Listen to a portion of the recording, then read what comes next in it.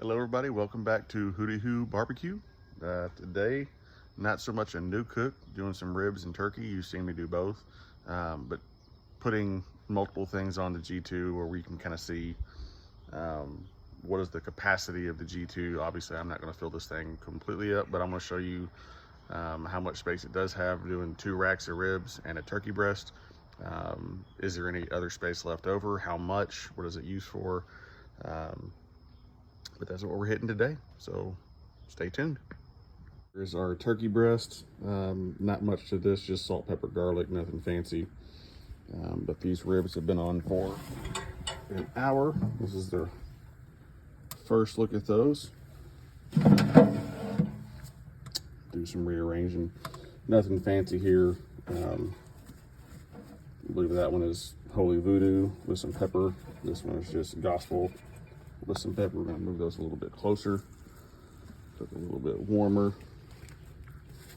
Bring in the turkey breast, set it here. And then up here, just some rib tips to snack on for later. As you can see, still got that whole top grate. And I've been able to cook really to about there. You can kind of see the discoloration with the barbecue HQ baffled in there, scoop baffle. There we go. Still plenty of room if you want to throw some chicken wings or anything else on there. And at 275, we are 2 hours in on the ribs, 1 hour in on the turkey. Let's go ahead and spritz. You look great.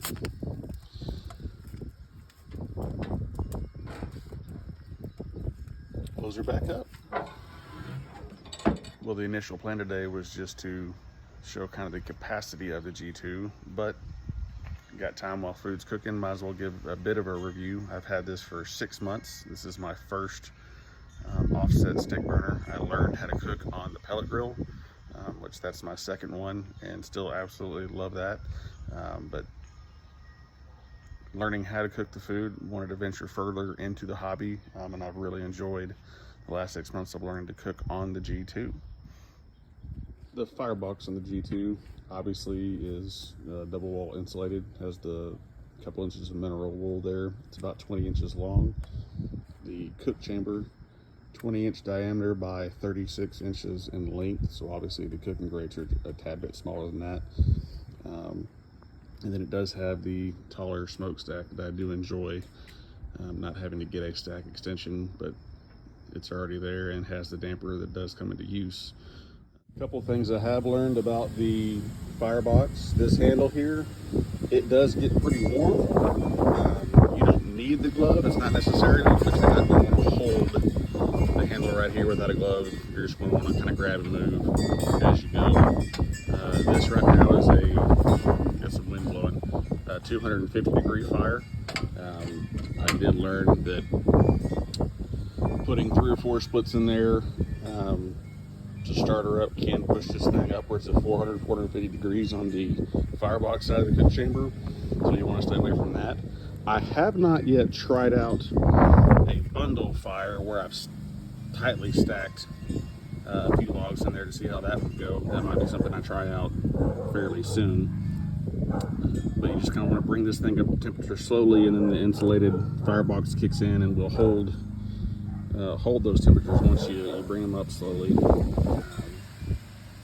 I've got some good low rolling flames right now. On the inside, this is the, I believe, original production run. So the top shelf is smaller. I believe now they come to about there or so, a little bit more room on the top shelf. Obviously it cooks hotter on the top shelf, so it doesn't get used a lot. But chicken wings, or if you wanted to throw some macaroni and cheese or something extra up there, you can.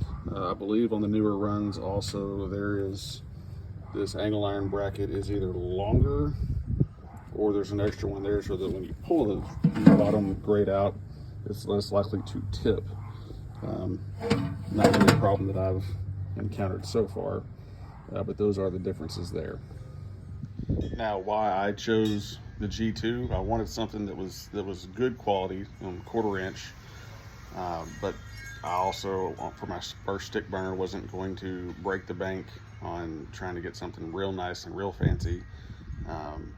So Old Country kind of fit that bill. 1/4 inch thick steel, so it kind of came down between the Brazos or the G2. I've got a Buc-ee's nearby. They had Brazos DLX models that I was real interested in, and they had the G2. And this particular model of the G2 was about $300 cheaper than the others because it was part of that original run. The smaller top shelf and without the angle iron bracket. So they made updates, and this one was pre-update, and it was cheaper. So at just a couple $100 difference between the DLX and the G2, that's the route I chose.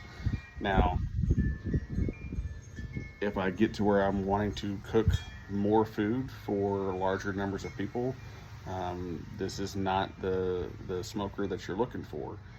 You want something a little bit larger. Obviously, at 20 by 36, there's a lot of options at 24 by 48, like the Workhorse 1975, and some others. I believe the G3 that is completely fully insulated, including the cook chamber. I believe it's 24 by 48, I think. I don't know that the insulated cook chamber is necessary. Supposedly they're doing a G2 2448, which I think would be great, depending on what the price point is. But the 1975 with no other options to it, I believe is about $1,000 more than what this G2 runs. Obviously, you start adding different features to it, that goes up. You have the solution offset that's $2,500. The G2 runs at about $1,900, and like I said, I got this one for $16. So more cooking space in the future would be good, but in terms of what I'm cooking for my household, or me and a couple of friends, or even a few coworkers, this gets the job done just fine. Like as we saw, I got 2 racks of ribs and a turkey breast on there. We're going to a buddy's house today to have some lunch. Plenty of food. So it really depends on what your needs are.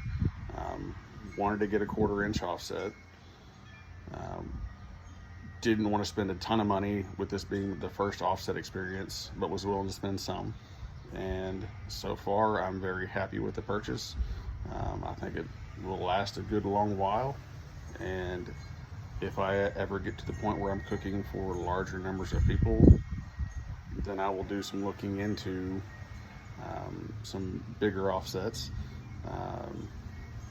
I believe the Texas edition for Lone Star Grills is about $3,100, in that ballpark. But again, it's 24 by 48, so a good bit more cooking space. I know I can fit 2 briskets. I know I can cook 2 briskets on this.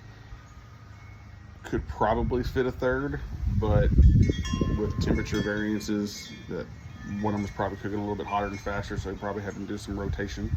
So could be done if you needed to, but 2 is probably the nice kind of midpoint where you're sitting in good cooking weather all the way across.